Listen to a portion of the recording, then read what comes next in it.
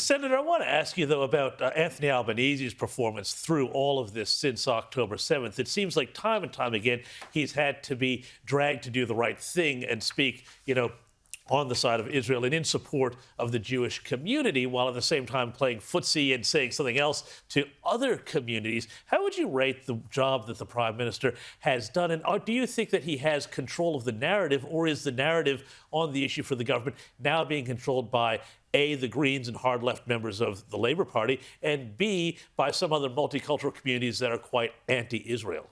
I don't think he has control of the narrative. I don't think he's been leading on this at all. I think the most generous assessment you could say of him is he's been like a deer in the headlights. He's sort of reacting to whatever's just happened, but he doesn't have a view of what the position is that he should be taking or the government should be taking. And you've got, tremendous ill discipline amongst all his senior front bench, which means there's a whole variety of messages out there and the community doesn't know what it is that they're trying to listen to. He had a Labor MP in the upper house repeat the phrase "from the river to the sea." Now, what action has he taken there?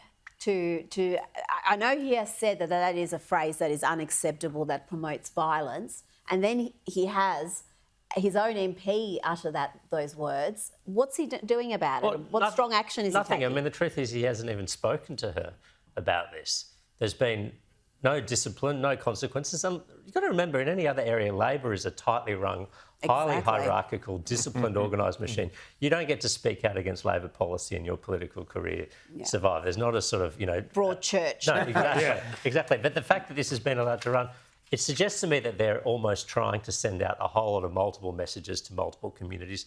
Or is he just running scared? Is he too terrified to take strong action against this MP because that is going to antagonise those very communities that he's trying to appease by playing both sides? Absolutely. Just want to quickly ask you, Dave, about the Teals, because Israel has, the Knesset is declaring or wants to declare UNRWA, the United Nations Relief and Works Agency, as a terrorist organisation.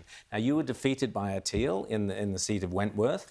The Teals signed a letter, I've got the letter, calling for the more refinancing and refunding of Australian tax dollars to UNRWA. That was a couple of months ago. Penny Wong immediately did that, arguably at the behest of the Teals, but certainly with the support of the Teals.